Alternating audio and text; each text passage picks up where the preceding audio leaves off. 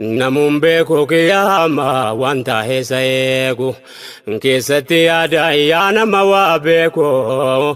kan namni sinirraa khayrii qofa eegu ummanni sin laala gara deemuun beeku